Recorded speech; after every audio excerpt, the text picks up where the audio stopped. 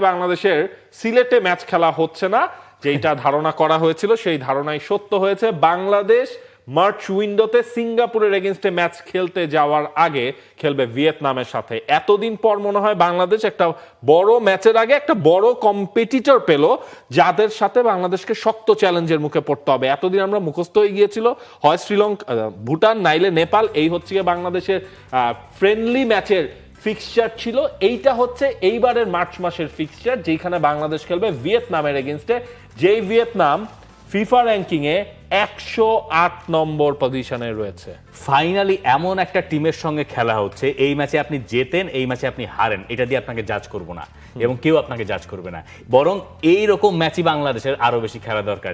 সিঙ্গাপুরের মুখোমুখি হওয়ার আগে একটা প্রপার প্রতিপক্ষ বাংলাদেশ ফাইনালি খুঁজে পেয়েছে। এতদিন যেহেতু এইটার সমালোচনা করেছি যে প্রপার প্রতিপক্ষ আপনারা খুঁজে বের করতেছেন না, ভুটান কোনোটাকে ছোট করতেছি না আমি, সবাই ভালো খেলে, ভুটানের কাছেও বাংলাদেশ হেরেছে বা বাংলাদেশ জিততে পারে না, এইগুলো সব ঠিক আছে, কিন্তু আমার তো শিখতে হবে।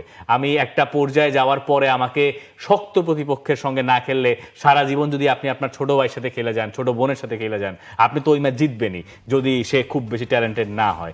এইখানে আমার কাছে মনে হয় যে হামজা চৌধুরীরা ম্যাচ প্রিপারেশনের জন্য একটা পারফেক্ট অপোনেন্ট চুজ করেছে।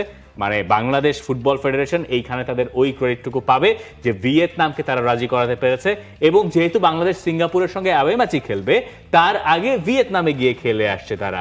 এইটাও আমার কাছে মনে হয় ভালো সিদ্ধান্ত, রাদার দেন বাংলাদেশে একটা ম্যাচ খেলার চেয়ে। এবং দেখেন ভিয়েতনামকে যে বলা হচ্ছে ফিফা র্যাঙ্কিং এ 108 নম্বরে, তারা এই ভিয়েতনামের পারফরমেন্স যদি এশিয়ান কাপ কোয়ালিফিকেশনস আপনি চিন্তা করেন, সেখানে হচ্ছে আপনার চোখ কপালে উঠে যাবে।